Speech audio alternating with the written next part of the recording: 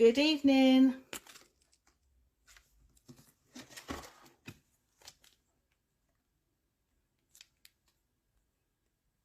Oh, it's lovely to see you all.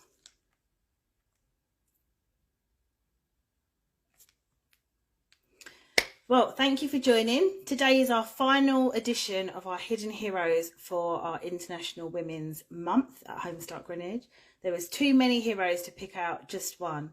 So this is our week 4 of our lovely chats with different people in our community who we think have done an amazing job helping out, sometimes quite quietly in the background, to ensure that all of us have absolutely fantastic services at offer. And they've just done what we think is that extra mile in bringing joy and happiness and inspiring others. So we thank you all for joining this evening. It promises to be a really good evening. I'm actually slightly nervous because we've got yet again another really exciting lineup of people. So bear with me. I am very much improved from week 1 with our tech. And as I bring in our first guest, if you didn't see in the bio, this week we have with us Lindsay Compton, Lucy Isaiah and Martha Holder, and 3 absolutely fabulous guests, and you're going to find out a little bit more about them. So I'm just going to call them in and see if I can do this really slick now. And I saw Lindsay. I know you're in here. Let's see if I've picked the right account. If not, someone's bound to tell me. Yes. Hello. Welcome, Lindsay. Very nice to see you. Likewise, it's been a while. It has. It's been a few months. Indeed. Thank you for joining us. It's fabulous to see you. No, I'm amazed that I am actually here, because I have to say the thought of joining something live on Instagram sort of filled me with horror that, goodness me, I'm such a sort of Luddite, wouldn't be able to manage it. So yeah, it's very nice to actually be here and speaking to you. Yes, I did laugh. I was like, the humility that came from Lindsay. Like, you sure you want me and not someone else? Don't try and slip out of it. Yes. Yeah. No, well, it's a real honour to have been invited. So yeah, thank you very much for having me. Fabulous. I mean, we're really glad to be able to speak to yourself, not just on behalf of the John Lewis Partnership, but also about the meaningful work that you've been doing in your role as partner and social impact manager. And you know, the partnership for John Lewis and for all of the home starts was absolutely fab. What it brought, the value it brought to our families, but also I think for me personally, getting to know and understanding the partners and the kind of John Lewis ethos of giving back to the community. I don't think I'd appreciated it as much before. So, which leads me straight in to just talk about a little from you, what you've been doing and your team's been doing to support the community during COVID-19. So, I mean, I think for me, the last year has been a game of 2 halves, really. This time last year, I was on maternity leave and doing what all other mums were doing at the time, you know, trying to keep children entertained. I've got a 5-year-old and a 1-year-old now. So, you know, trying to keep them entertained and fed, and us, you know, from climbing the walls and going completely mad. And then, yes, went into a totally different kind of job, that being my role back at the John Lewis Partnership as social impact manager. So actually before maternity leave, I'd been just working on the Waitrose side. So, and most people probably do know, but you know, the John Lewis Partnership is Waitrose and John Lewis. So coming back from maternity leave, I picked up both sides. So I was working on the John Lewis side as well. And sort of within, I think even my first week back, actually, I was called into a meeting and told that we were doing this completely brand new thing for our Christmas campaign. So this was in August, so, and this was late to be talking about Christmas. We were going to be doing this completely new thing for us, and really centering our Christmas ad campaign, our Christmas campaign, around purpose. And this is something that our new chairman, Sharon White, is really, really behind. And you met her, didn't you, in December? She came to visit. But she was adamant that, you know, we were focusing around, you know, purpose and the good that we could bring to society, and particularly on the back of the, you know, the wave of kindness that everyone saw last year. We wanted to kind of to follow on from that and spread a little kindness ourselves. So in this first week back from maternity leave, you know, trying to get used to kind of ways of working, you're working from home and doing everything by, you know, video call that everyone else was used to. They said, so Lindsay, do you think you can help us find some charity partners that we can work with? And there was a real focus around families, so, you know, that was great, but, you know, we wanted to be able to support them across both brands, so across Waitrose and John Lewis, and also sort of to be able to engage our network of shops, so all the Waitrose and the John Lewis shops, you know, across the countries. So we sort of started looking at which charities were relevant and where we could really make an impact and what sort of felt right for us in terms of a partnership. And one of the charities that we already worked with was FareShare, who, well, you obviously know, some of the others may know as well, a food redistribution charity that we worked with. But we felt that it wasn't sort of quite complete just with FareShare. So Homestart came up, and I had a conversation with Vivian Waterfield late one Friday evening, and was sort of instantly captured by Homestart, and just thought from the very first moment that it was going to be a great fit between the John Lewis Partnership and Homestart. And I've honestly been overwhelmed, you know, working with Homestart UK and you know, and all the different, you know, Homestarts across the UK. So from there, I mean, that was August, and then it was all about sort of developing what we were going to be doing and mobilising this partnership, and trying to get everyone engaged, you know, and because of the sort of the nature of the John Lewis Christmas ad, you know, it was all kind of under, you know, lock and key, and it was sort of ages until we could tell the Homestart networks about what we were doing, you know, and the same with our partners. So we were sort of doing everything sort of, you know, in code. But we did manage to develop, I think, quite a, you know, a fun and unique and sort of engaging campaign for, you know, our partners at the John Lewis Partnership, and our customers, importantly, and all of you guys at the charity partners. So, you know, we did, you know, fundraising. We had the partnership put up a pot of matched funding, so everything that customers and partners donated, we matched out pound for pound. And then we did, you know, there were sales of sort of products, you know, the heart shaped umbrella was... that was like a bit of a special item in the end. I think we were all fighting over them. They were sort of going on eBay for, I think, 60 quid or something. It was just crazy. I was sort of madly refreshing the John Lewis website to see if I could get one and nothing out.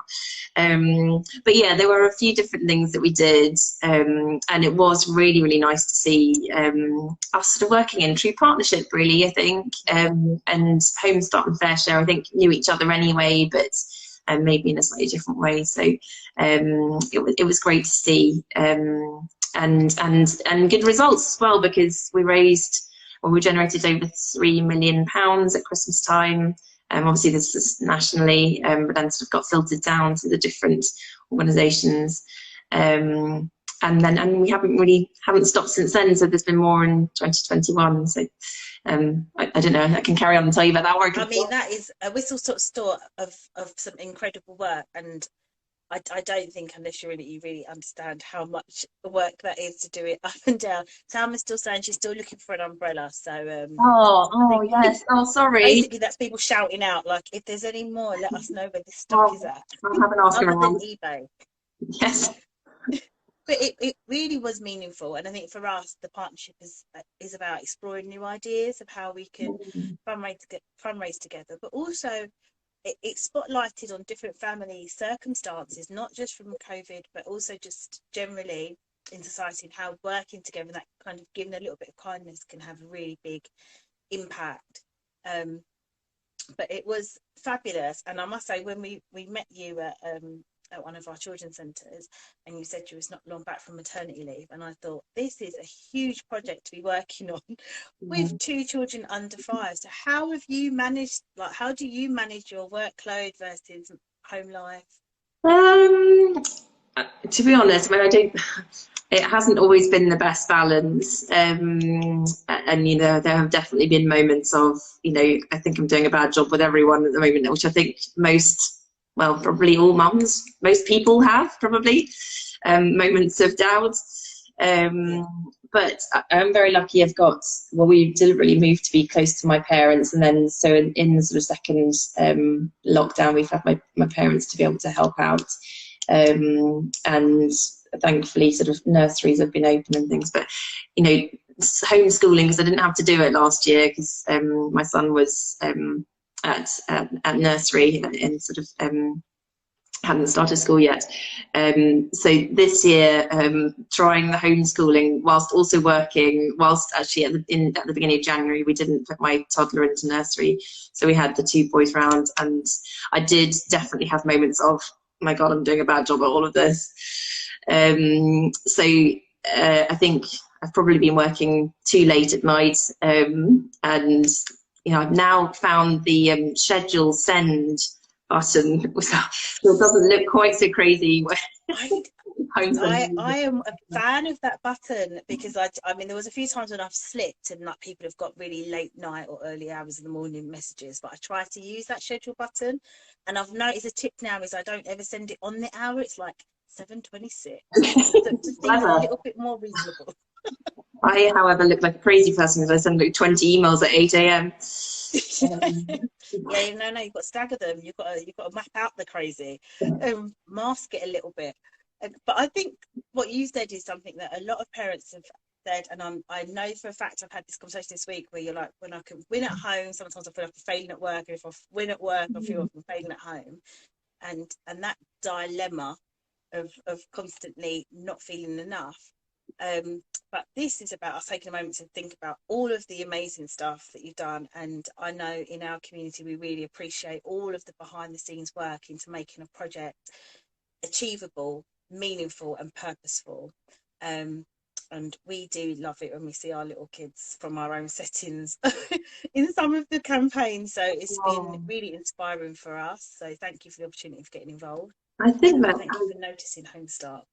Not at all. No, I mean, honestly, because I mean, I've worked in this space my whole career, really, and honestly, I have really enjoyed working on the Homestart Partnership. Sort of, you know, I think it's a great fit. I've loved everyone within the organisation. I think you're full of ideas, and I think that, you know, it makes the partnership all the nicer to work in. And for me, I feel like I've got the best job ever. Being able to sort of, you know, harness some of the power of, you know, a big organisation like John Lewis, and they've got, you know, brilliant people within, and to be able to sort of focus on, you know, on bringing about some support where it's needed, and then, you know, to hear some of the stories back of the impact that it's made has just been incredible. One of the things actually that Vivian sent through on, it was just before Christmas. That made me cry again and again. It was a video of thank yous from all of the different Homestarts, and just to sort of understand the breadth of the impact, I suppose, you know, not me, but, you know, the whole team had, and all the customers and the partners. It was really, really touching. It was amazing. Thank you. No, it really is. It's great to work in a space where you actually see the impact up close. I do definitely think if anyone wants to get involved in a charity, do so, because it's fab. But it must be really tricky and to balance everything. And one of the questions we've been asking people is, with all that we've known through the COVID and the pandemic and motherhood, if you had the opportunity to go back and tell yourself any advice, what would that have been? So I have actually been thinking about this, and you know, there's a few things that came to mind, but the sort of strongest one, I think, was a friend of mine a couple of weeks ago sent me, whilst we were sort of in the depths of homeschooling and trying to work and things, she sent me a care package, which was really, really sweet, and it had things like, you know, fuzzy socks and a chocolate bar and bubble bath and things like that. And one of the things that she also sent was, I don't know if you can see this, but it says, be gentle with yourself. You're doing the best you can. and I'm not normally one for kind of living by little quotes and sort of and things like that, but this one really sort of struck a chord with me because generous, I thought, was such a nice word, because I think, you know, we can all be really critical with ourselves, and particularly, you know, in the last year, none of us chose to be in this situation. We've all been thrown into it, and we are just trying to do the best that we can. So that really, I think, has struck a chord with me, and it now lives on my fridge. I thought I would share it with you this evening. That is lovely. It's really interesting that there's certain things that just stick out, and I'm going to pull mine down because someone else sent me a care package and it had this on it, and it's you can do anything but not everything. Yeah. And it's that kind of, I'm not normally one for sayings and slogans, but I think over this period of time we've all been so caught up in trying to make a difference and trying to get it right and putting value in and being purposeful, that we have put ourselves under an enormous stress and that juggle. And I think I'm sure I echo the words of everyone else. You come out with that kind of renewed perspective Yeah. on certain things. Absolutely. Yes, yeah, and that you know what's important, and you know obviously the last year has been a huge challenge for all of us, but I think we're all in the space now. We recognise that there have been some good things to come out. You know, I eat, our evening meal with our children every day. You know, with my husband, that would never have happened. You know, would have happened maybe once or twice a week before at the weekends. But you know, that is a real joy to be able to do that. And life, you know, no commuting, things like that. So there's definitely sort of benefits, and I think it has made us all sort of, you know, sit back and reflect on what is important. So definitely been a challenge, but this, you know, it's not been without its upsides, I don't think. What will you be doing to keep your well-being at the forefront of your mind as you go into the next term at school and the summer and your next project? And I know John Lewis is always 3 seasons ahead. So what will you be doing for yourself? Something that, you know, is good for my sort of mental and physical health is swimming, and I've really missed that this year actually, because I really find it sort of quite meditative. You know, just facing the water and, you know, regulated breathing and things like that. So I will be anxious to get back to a swimming pool when they open.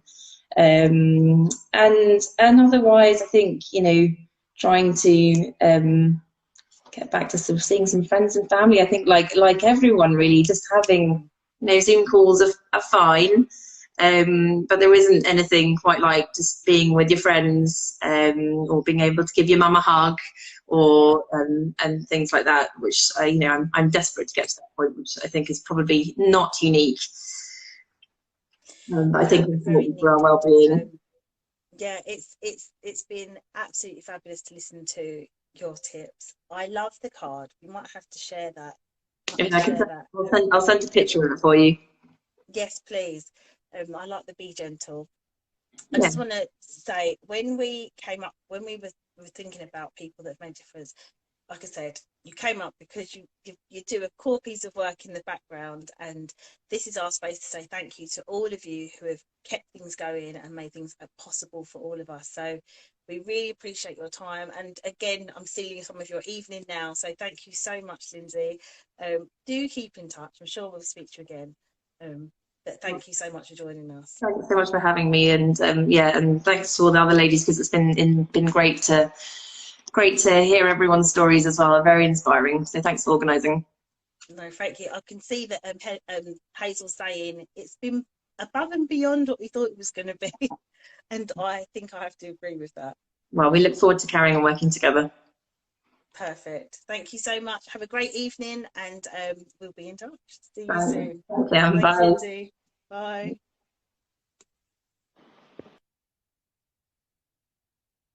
If you haven't been able to get involved with the Give a Little Love campaigns with John Lewis, please do. It's not really a shout out. It's just that they are such a lovely company of people who really do think about other organisations with their own, well, you know, we all read the press, we know they've got their own organisational difficulties and challenges coming out of the pandemic as everyone else's, but they've been absolutely fantastic to work with. So I'm just going to try and find my next guest, because those of you who haven't met Lucy. We're in for a great time. Thank you for joining. I am trying to read all the messages. It's not always easy to carry. There we go. Good afternoon, Lucy. Actually, it's evening. It's just that for once it's bright outside when I'm doing this, so I'm quite excited. Hello, how are you? Welcome.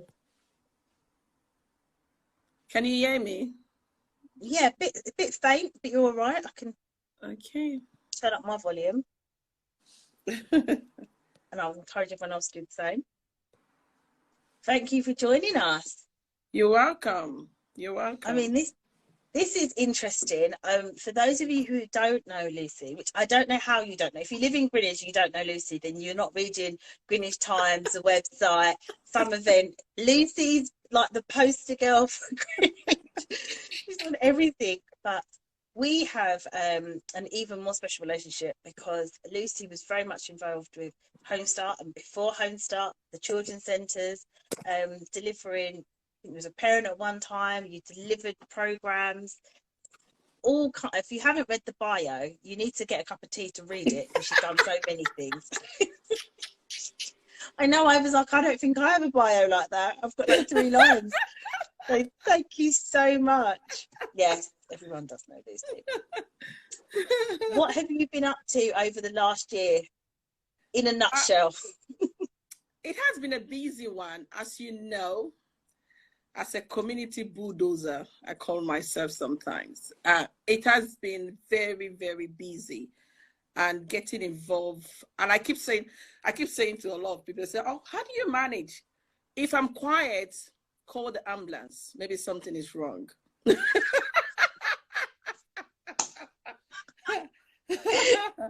Grab a blanket. Yeah, if you just see me go quiet, just something is wrong, because I'm just this buzzing person. I can't stay still. So the only way to actually put that together is for me to just get myself involved positively in the community. You are a yes person. Any project, can we help this group? Yes. What can we do? I can do it. I don't think you're you know any limits on what you are possibly able to bring. Unstoppable. I love that word. You're so inspiring with your yes attitude and then following it through to get it done. And I think what we've really enjoyed why you had to come on our list was you seem to be able to navigate whether you are working with a group of families who are new into the area, or a councillors meeting, or your local MP, or a group of professionals. You can navigate them all, and your enthusiasm just brings everybody on board with you. And it's been an absolute pleasure watching you as you clearly have designs bigger than me for Greenwich. It's been absolutely fantastic. We really appreciated it.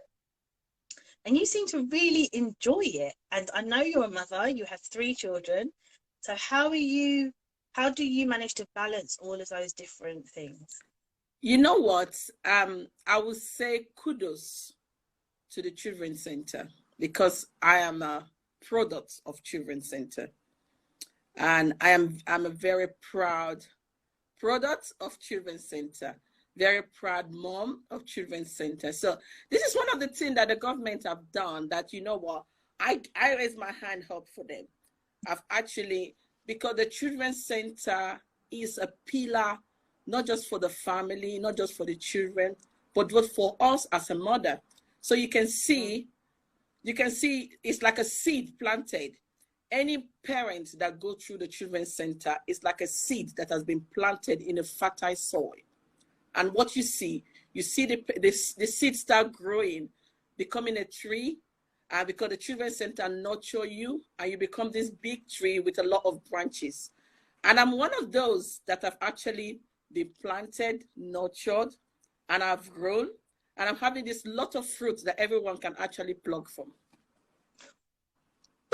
I love that. I love that. Well, we will all sit under your boughs of your beautiful branches and enjoy the blossom as it rains down on us, because honestly, the last 8-10 years, you've just done more and more.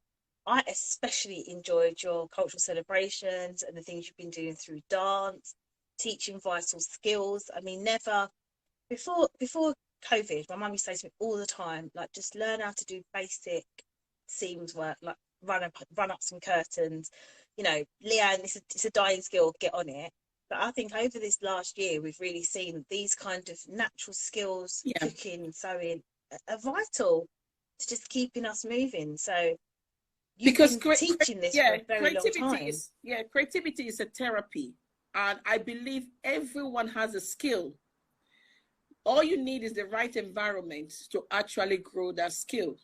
Everyone has a cooking skill, everyone has a sewing skill, a knitting skill, carpentering. And I think this is something that should be built into school curriculum. Because now with the COVID, you can see how different the whole world has turned into, whereby you need a skill to depend on. So if the skill, is either the skill provide you with a job, or the skill actually provide you with sanity, keep your mind busy and make you productivity. I like that. I've not thought of it. That's a really nice way of putting it, actually, that the productive mind, actually, that kind of time of doing something has been really, really beneficial. So is that how you get your well-being and your sense of focus with, because I know you've got 3 children and I know you do loads of stuff. So is that your outlet of just calm? Yeah, that is to me, productivity, knitting, because I see that I'm a designer, and that is if I go to the studio, that is my sanctuary, because I do a lot in the community. And the only way for me to refresh, a lot of people refresh in a different way. Maybe they go on holiday, they do some. The only way I can refresh myself and rethink and start getting my energy back is going into my studio. Because when you make something, it's, you know that feeling.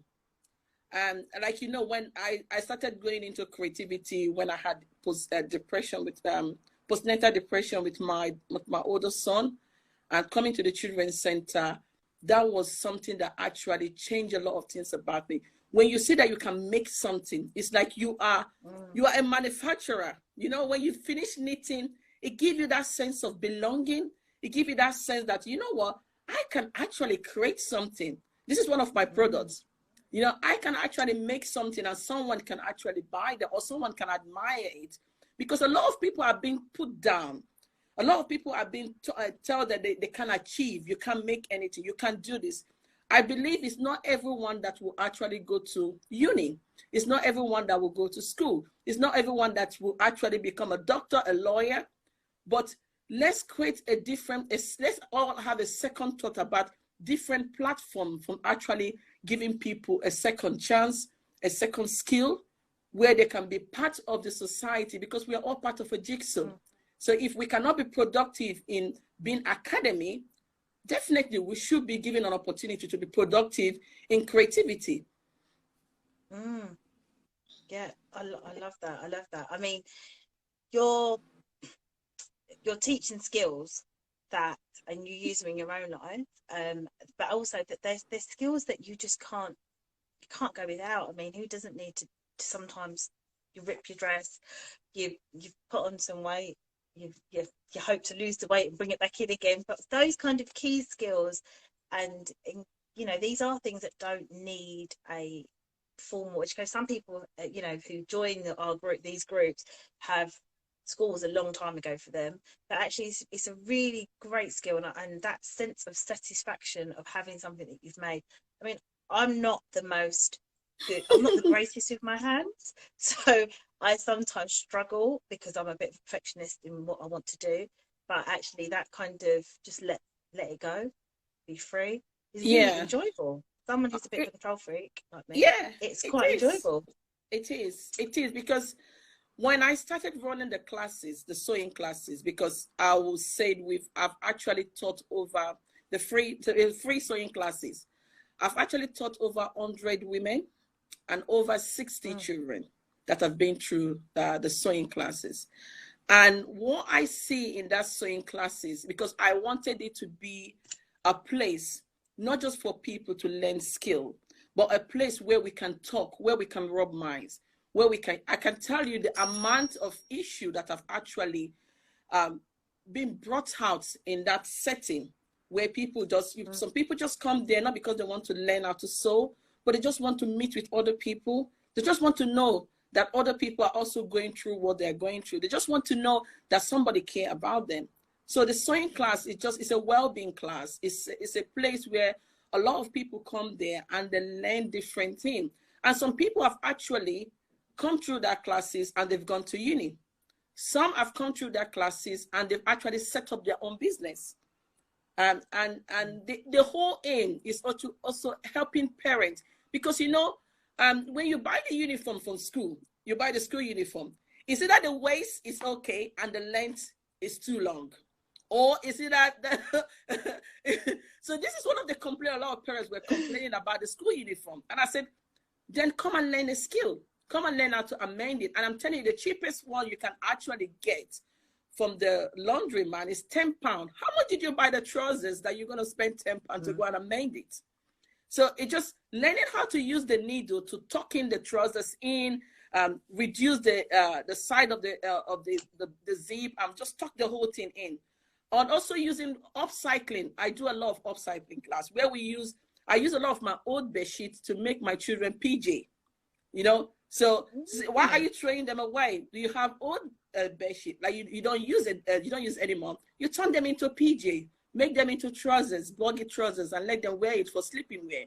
So it's just about upcycling, recycling, making the earth, the planet clean, and using some of those old products that we don't use anymore and turn them into new things. So that's what creativity brings to you. It's about it's giving birth to new things. Oh, I love that. Giving birth to new things. Yes, that's one for the wall. That's one for the wall, Lucy. So I noticed when I was just looking at your bio, you was nominated for an Outstanding Leadership Award, and we can all from your discourse see why. So what kind of challenges have you had to overcome?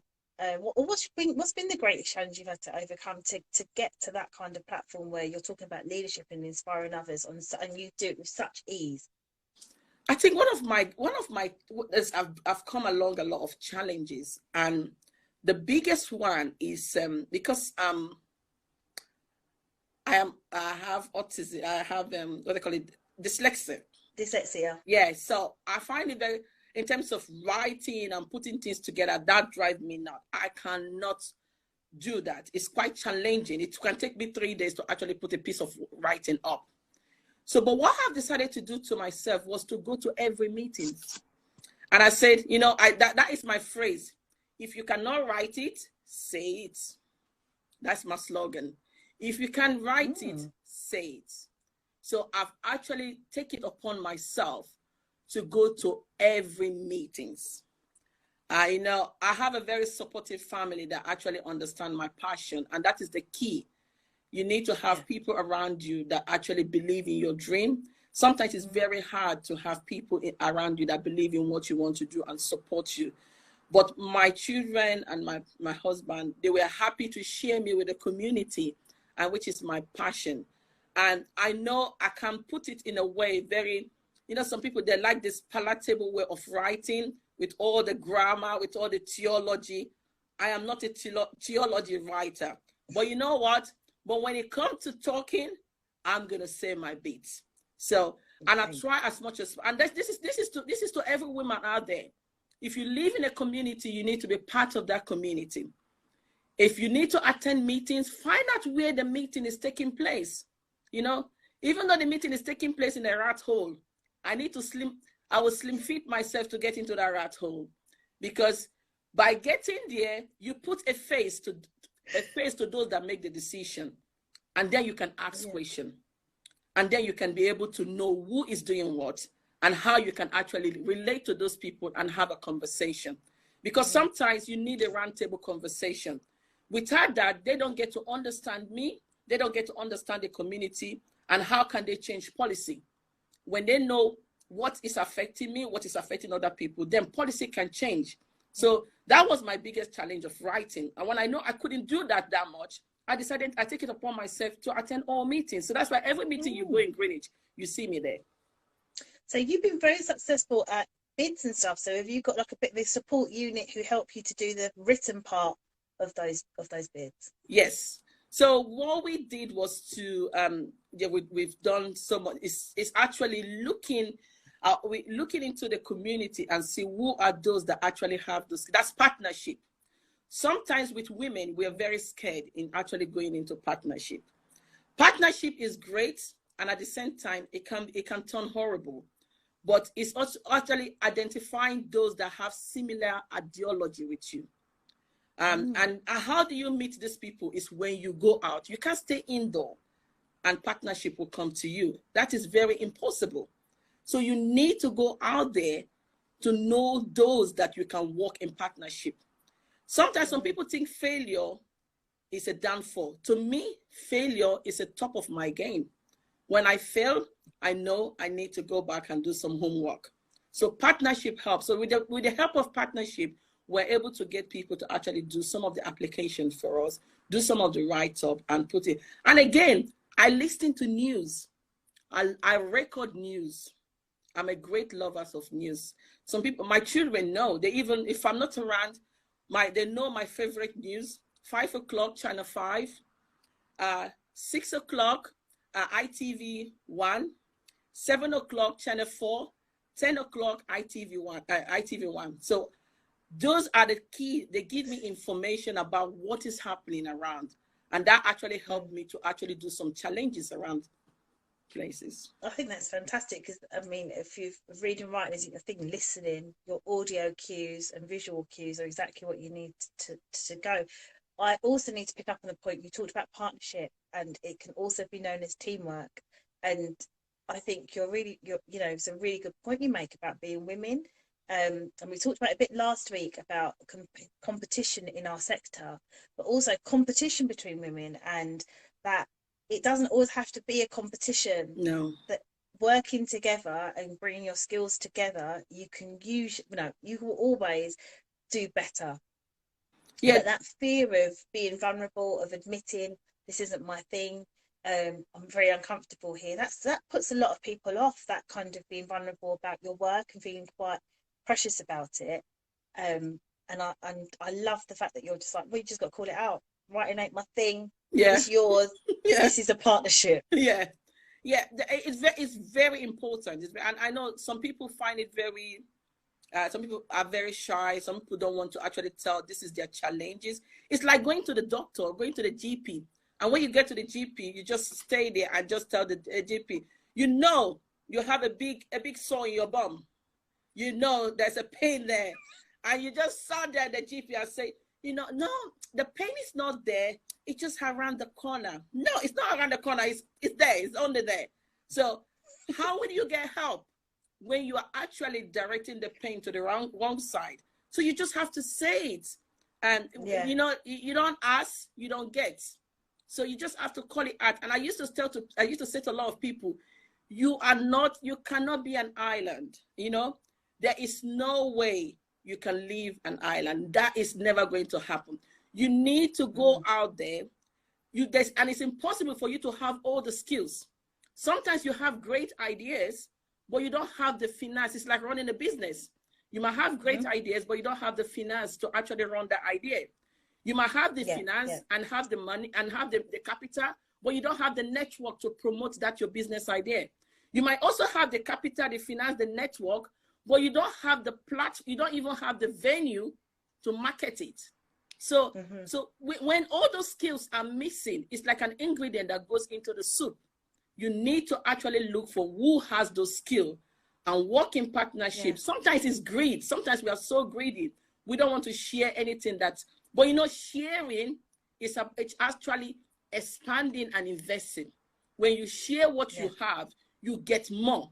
Because when you share, people help you to develop what you've shared and it multiply. But when you don't share, it becomes one. But when you share, people help you to develop, it becomes two, it becomes three. So you have enough to give out. Oh, it reminds me that I was reading something about some people that had given away quite a large investment of their company on Dragon's Den. It was one of those type programs. and they were talking about, well, actually, I didn't have the platform. I don't have the, I think it was something that they made, and they were like, we didn't have the ability to make it, to deliver our orders. We didn't have the platform for that. So everyone, you know, I don't know why you're not saying this was a bad thing that we sold part of our business, because actually our business has grown and is now, you know, I think it was reaching over 400,000 sales. And Yeah. they were like, we couldn't have done that on our own. And you have to, exactly, you said, you have to sometimes share, give, be a bit vulnerable, be honest, call it in order to grow. And I think what's fantastic about yourself, about the women we've spoken to, is you can't be afraid to fail. No. Somebody sent me an acronym, which one that I hadn't heard of before, and it was FAIL. It was like, well, FAIL is the first attempt in learning, and actually when you fail, then you work out what went wrong and you can get up and you can do it again. Yeah. And just because, you know, as women, we are a little bit we are like super women sometimes, we have to remember that failure is still a viable option, and that's okay, because you'll find another path. Yeah. But I love the fact that you're like, work together in partnership, call it. That's honestly, I'm going to be writing tips of these podcasts. Let's just turn these into podcasts soon. And I think for me, what has actually helped me to grow is about not being scared of sharing my challenges, my difficulties. I don't care whether you laugh. It's your cup of tea. Laugh does not change my name. I'm still Lucy. It doesn't change who I am. It doesn't change. It doesn't reduce the number of children I have. It doesn't change those things. So I don't feel really bad in actually asking for help. If I need help, it's either I ask it in a very certain way, or I ask it with my suit on, with authority. So there are two ways. Whatever way you think you ask for it and make you feel better, you go for it. If you think going to say it in a very calm way will help you, fine. If you think it's not going to work for you, to make yourself look down, then ask for it with authority. You know, put that city suit on and the city boots, and you say, you know what, I need help. I can't do this myself. Can somebody help me yet? Yeah, I like that. And that's another reason why we've been working really hard this year to keep our children's centres open, to be a place that people can come. I mean, Home Start's been absolutely fantastic. I mean, every event I've been to, I've seen you. But we've been all of our groups have been really campaigning for making sure that services stay open, that families get the support they need, that there is a place, whether it's about, I need physical help, emotional, mental, financial, physical, food. There's been so many partners working together to keep this forum open. We cannot wait to have you back in our children's centres, delivering some more of our programme and work with our Home Start volunteers. It's always a pleasure to talk to you, Lucy. I look forward to it. I look forward to it. It's a home to me, and like I say, it has been a journey. Being someone that has actually received services, being a service user, and now I'm not delivering services. It is a journey, and I believe everyone out there also need that platform, need that opportunity, and that is why you see I campaign a lot for advocacy for other people, because I have benefited from it, and I keep using myself as an example. If it has worked for me, it will work for others. So make the platform level. Give someone a helping hand. When you get up there, remember where you are coming from, and just slide your hand a little bit so that you can pick up somebody. So that we don't want to keep that chain cut. We want to continue to hold that chain. So I hold you, you hold the other person. Let's keep pulling. There's a bigger space for us. The space is bigger for everyone to go. So please, as you're going up, take someone along. Let's keep the chain moving. I can't say anything better than that. So thank you. Thank you. Thank you so much. We look forward to having you back. Keep in touch with us. Keep on our platforms. We know we'll see you again, if it's on the front of Greenwich Time, or probably on the front of the website by the end of this year.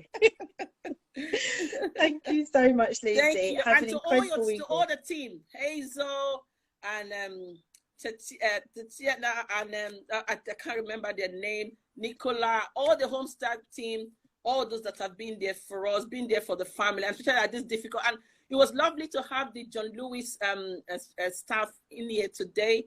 I've seen all the work they've done for the family, giving out things out there. Please, guys, whatever organization you are, the Children's Center need you. Support them, because you know whatever you give to them is actually going directly to those that needed it.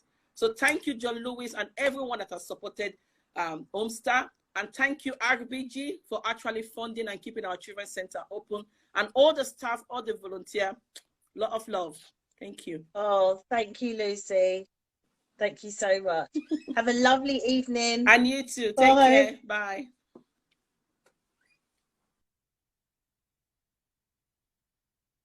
Well, I can't top that, because Lucy took all of the wisdom there. So I'm not going to take long to bring in our next guest. I mean, if you don't follow Lucy, please give her a follow, because she just does some really incredible work, and is just so empowering, so inspiring, and her journey from being a service user to now, well, now she's taken over the world. So we thank you.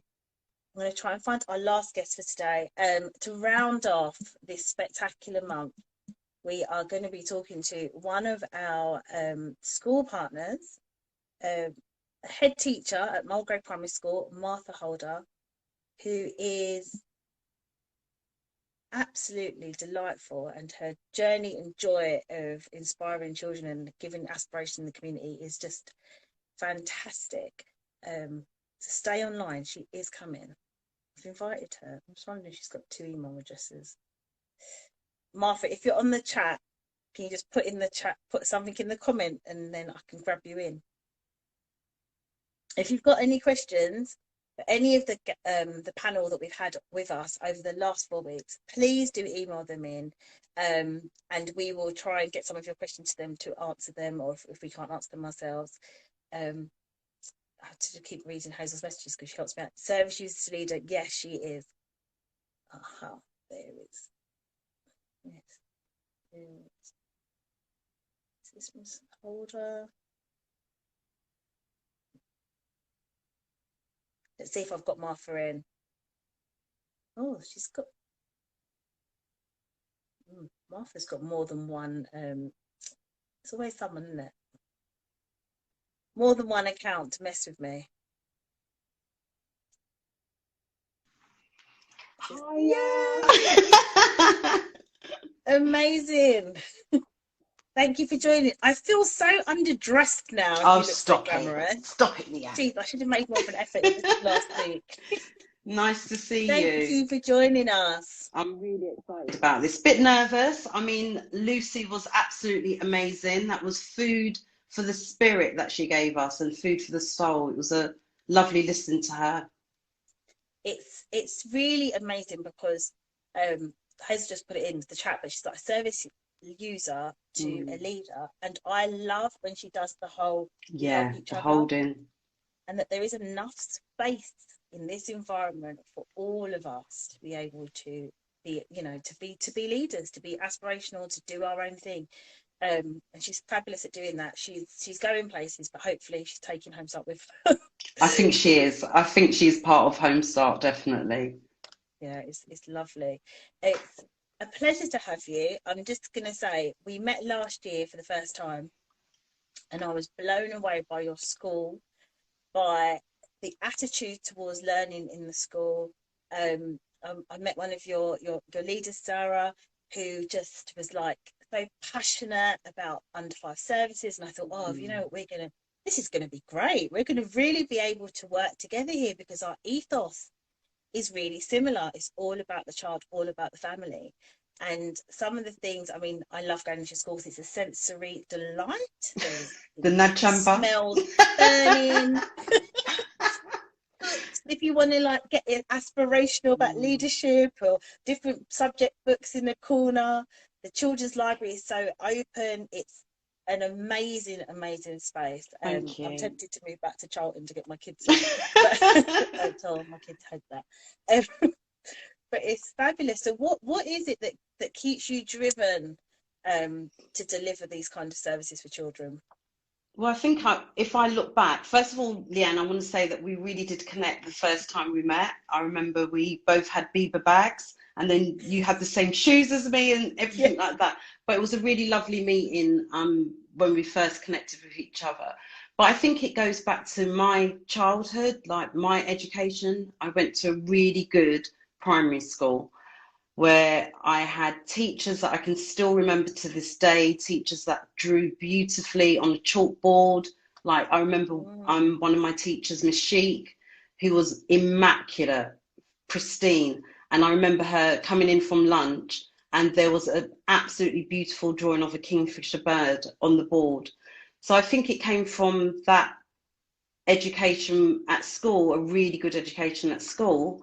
And then kind of, I did fall into teaching. I don't think it was something that I ever said that I really wanted to do. But as I got older, I was at EYP, early years practitioner, and the head teacher of the school, Sean Frolis, used to call me in his office and say, when are you going to go to uni? I used to cry, bark, everything. I don't think I'm going to be able to do it. And every time, every term, every year, without fail, until one day I did apply and got into uni, and then my journey started from there. That's amazing. So yet another great leader who can bring it out of their team. I mean, you know, we've talked about what it means to us, and I think I've almost got emotional over it. I think it's absolutely fantastic when you think about our early learning experiences. And even for us and for me at Homestart, I'm from the borough, from Greenwich, educated in Greenwich, and I had this real thing of when I was in the city, like it would be great if I could give back to the borough that actually gave me my education, because I did have some really aspirational leaders and in education who taught me and made me have a love of books and English and the English language. So, and I think that's what I connect with when I come to your school and I just see the books everywhere, and they're not even like just put in a little corner, they're right there, like get involved. And they were our escapes, you know. I'm an 80s child, but books were my escape. It was where I learned the love of language. And I just see what you and your team are doing and how you stayed open over COVID, and we're like, no, these children are going to be looked after, and we're scooping everyone up, and it was really pleasurable to watch that. So how do you continue to just drive that with your team? I mean, you select a great team because they're all fab. You know what, I really have to put my hands up and say that it's a delight. I do feel really privileged to be able to work with such amazing people. I've had people along the journey who have really supported me, and over time you just develop and you grow, and it's about sharing that and allowing people, giving them the space to develop as well. It's not just down to me. My role is to inspire others to be the best that they can be. And I think that working in Greenwich, it's a fantastic borough to work in, very aspirational for all of its community. And I think, you know, leading on from what Lucy was saying about, you know, working with in collaboration, that really helps. But I think it's just having that vision and that determination that the children are going to have the best education that they can have, and everybody buying into that. It's no good me just having that. Everybody in school has bought into that. And, you know, staff have developed. You know, it is challenging. I won't say that it isn't, but it's very, very rewarding. And when you hear those children and see those children confidently coming into the leadership suite and saying, oh, Miss Holder, I'm going to just do some reading with you or something like that. Sometimes there's a meeting going on. I'm like, no. But they'll come there so confidently. That's when I know that, you know what, I'm doing the right thing. And it's a learning curve, Leanne.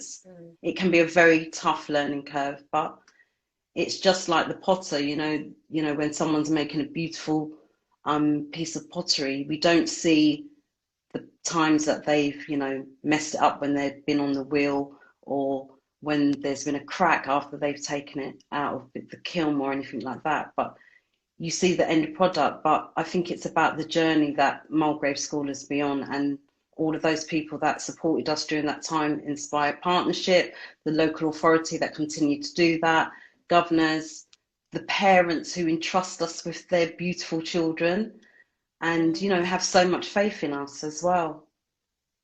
Yeah, oh, that's lovely. I'm loving that, the potter. I might have to get a clay. I've got a vision now. Get a kiln. Just a reference point. Yeah. Because it is challenging. I think it is so challenging trying to get all of those pieces right, isn't it? It's like the leadership, the management, the education, the setting, the rooms. It just goes on and on of all the pieces you're trying to put together. And I'm just seeing this message. My children are so lucky to have you. Yes, I agree. It is really hard to get everything right. And I think, like I said, when we look back at those people that have really stood out for us over the last year, we've been looking at, you know, people that have quietly just got on with it and put children and families first, and have made a real difference to our community, who have partnered with us. I mean, Homestart, we are slightly odd sometimes. We come up with weird things that we want to do, because we're like, we want to make a difference here, and it's not quite normally on our radar, but we want to get in. Can you work with us? And I love it when people say yes. And I love that you and your team have consistently said yes to us, and have made some of the possible things possible. And I know that partnership's going to continue. I'm looking forward to it, Leanne. It's even easier having you next door. Yeah. I mean, working with you, I can, you know, I think it's really important to share some of the work that we've done together. I mean, I think it was mentioned to you that we'd love an allotment at Mulgrave Primary School. Mentioned it to you. You put me in contact with Hazel and Hazel. Next thing you know, there's a meeting with Lavelle Housing, and, you know, next thing, planks are being delivered, and there's Louise Botfield from Virtual Allotments, and we've now got a community allotment up and running. I cannot wait until we can open the doors to the community, and it is a community allotment. We've got vegetables. I'm waiting for the cabbages to be picked, harvested, so I can take one home. But it's getting people involved, and that's what partnership does.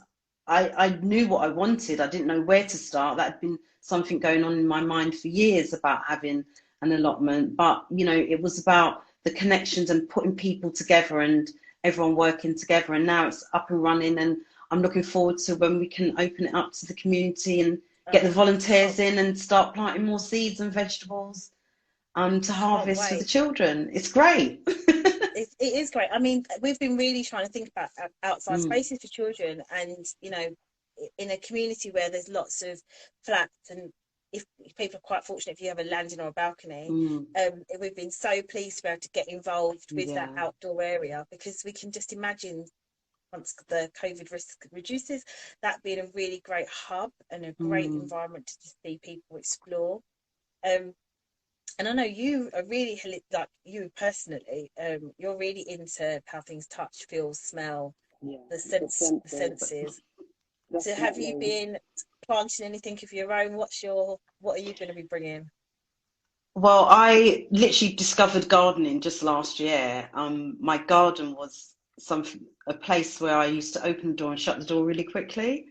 And now I've got a beautiful garden. I grow plants, don't know the names of them in particular, but I know they seem to know what they want. I grow a lot of plants at home, and at school we've got plants as well.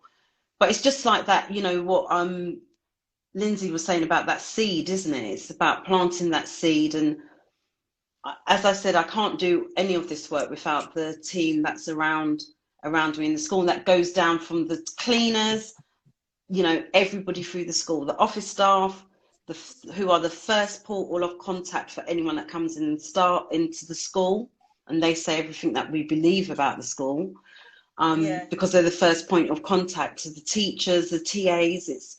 It really is that joint effort. And, you know, during COVID, we know that the parents, you know, some of our parents really did find it difficult, and that was understandable. And it was really important for us to thank them for what they had been doing, because the parents were getting their children up in the morning, giving them their breakfast, getting them online, getting them onto Google Classrooms, uploading learning.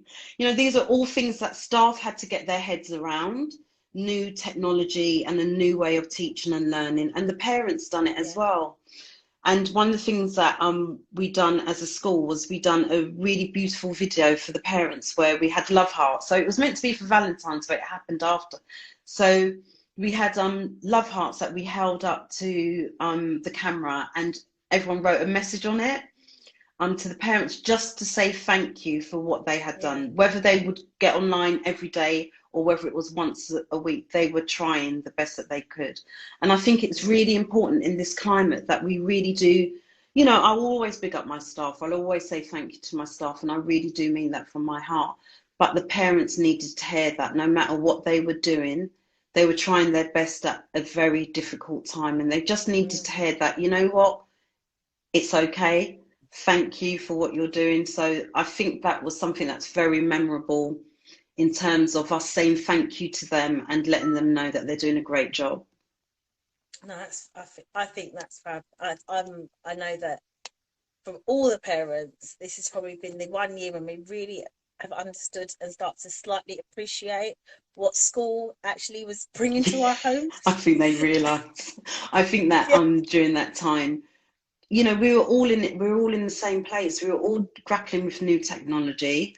You know, we were all grappling with restrictions, not being able to see our loved ones. You know, even down to how we bury our loved ones. You know, I've been to funerals where, you know, it's very restricted.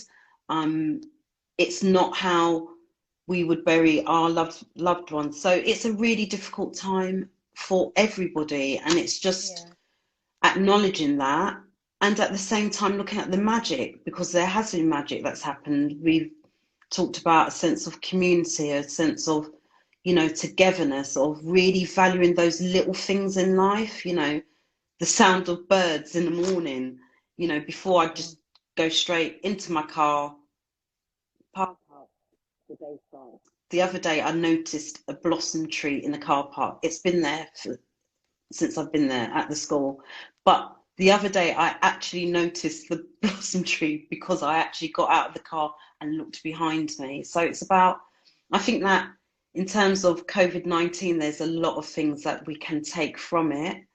Yeah, it's been difficult, but there's a lot of magic, and there's been those nuggets that I hope that we continue to savour. I really do hope so. I think there's been some real things. I've even in the discussion over the last month that we wouldn't have done before. We wouldn't have connected the way we connect. And actually, there is a time and place for these kind of interactive connections. I will never ever not appreciate a hug, and how lovely that is. And appreciate the structure and routine and people around you. I've said it before, it takes a village to raise a child, and you don't always know how many people were in your village until the village is empty, and then you realise what's been stripped back. And the school, you know, the educators, these role models, I'm just doing the chat, inspirational role models, strong women who are just a part of your children's life, or a part of your life. And when I think about all the things I've been watching some of you educators do, and really having to think differently about how you teach children, I've just been thinking, wow, how are they doing it? What's going to be next for you guys? Like, are you all looking forward to your summer holidays? Like, this is going to be a real summer holidays, because last year wasn't really a summer holiday, was it? So I think that everyone deserves a summer holiday. I think everyone, and to connect with their family and loved ones, and to be able to see people. But sometimes I have to stop thinking about ahead and just kind of savor the moment sometimes. But I don't know, I feel excited about what's going to happen in terms of what we've learned from remote learning. You know, we know that ICT really does have a place and a time in terms of having meetings with different people. We've all, you know, many of us have attended online courses that might have been very difficult for us to attend, and it allows a lot more of us to do that. There's a room and place for everything, but I think I'm just looking forward to being able to stop and just be still for a while. Notice the blossom trees, smell the roses. Notice the blossom trees, definitely, Leanne, definitely. And, you know, we were able to, you know, one of our English lead, Sarah Abbas, you know, we had World Book Day and we done it at a later stage. I think it was the 12th of March that we done it, when the children came back on the 8th, we done it on the Friday. And she came to me and said, you know what, I've got a really good idea for staff members that we could give something to the staff, because, you know, we're doing so much, they're doing so much, dealing with their own families, with their own anxieties and that, but they're showing up every day and they're giving us that commitment. So what she decided to do, I'm going to show you this. She bought these wellbeing journals, okay, for the TAs, the support staff, and the teachers got one of my favourite books at the moment that everyone's raving about, The Boy, the Mole, the Fox and the Hound. And they all got that book, and it's just such a beautiful way, just a small way of saying thank you to the staff. And I think that for any organisation, I think thank you goes a long way. And, you know, people go above and beyond. I've said that before. And I think that that's something that I'm really grateful for, that I'm in a place where people do go beyond the, you know, their job, their JD or their job description. You know, we had staff members going to parents' homes to make sure that children are okay, to check in with them, making sure that we're speaking to parents, catch-ups with parents to make sure that they're okay. But you can only do that when you've looking after yourself, and that's something that I'm really encouraging staff to do, to take care of themselves so that they can be present for our children. So we were able to deliver 4 weeks, 4, you know, brilliant sessions of mindfulness for all staff. And that was led by a lady called Tessa McGewan, and it was absolutely amazing to be able to have an hour devoted to yourself. The challenge is to continue it. That's my challenge, is to continue that, especially when things are really busy. But there was some real, it felt really powerful because all of us were in the same place and all of us were able to be together and to be able to practice these exercises that really help us to calm down and give ourselves permission to stop and breathe. And as I say, recalibrate. I think of that interactive whiteboard when I was teaching. I remember the interactive whiteboards that you used to have to recalibrate, because you'd be writing and the pen mark would come up later. You'd have to press the 4. Do you remember the 4 dots you'd have to press? And almost turn it off and turn it back on again, just to reboot. Yeah, definitely. So it's about how do we recalibrate during our busy lives when we're giving to others. And I'm hoping that staff and families and the children have the skills. We do mindfulness throughout the school because we know that it's really important. We know that it works. Yeah. We're part of an iHeart program, which has to do with some amazing CPD and some amazing mindfulness to our Year 6 pupils. So I'm hoping that they can take that to when they go to secondary schools, and it must be really scary for them at this time. You know, they haven't been able to go and visit the schools. You know, they're going to be the small fish in the big pond now. Yes, it's. I mean, that's fantastic to see. I mean, I know you do a load of transition stuff, but to see, you know, it being tailored into COVID and thinking about what these children's next steps are is fabulous. So with all of this learning, and I know you are a real advocate of lifelong learning, and you encourage your teams to keep going. And in fact, anyone that goes to Mulgrave School, Martha will offer you a book. Just a fact. There's something in that school. She'll be like, right, this is what you need to read. So what's going to be for you? What's going to be your kind of well-being tips, or what would be your, looking back at this last year, or even longer, before you became a head teacher, what would your advice have been to your younger self? I've actually thought about this quite carefully, and I think that the thing that comes up, I think to my younger self, I would say that, you know what, you're okay. You're absolutely okay. And the Nike, I keep talking about the Nike tick, what it means. I talk to the children about it. So do you know what that tick means on your trainer? It means just do it. And sometimes in life, you just have to do it. And I think that that's what I would say to my younger self, because I think that when I was younger, I was quite hesitant, quite anxious, quite nervous, very shy. People would find that hard to believe, but there is a very shy part of me. I used to be shy, painfully shy. But I would say just do it. That's lovely. Yeah, you are enough, and we've all been enough.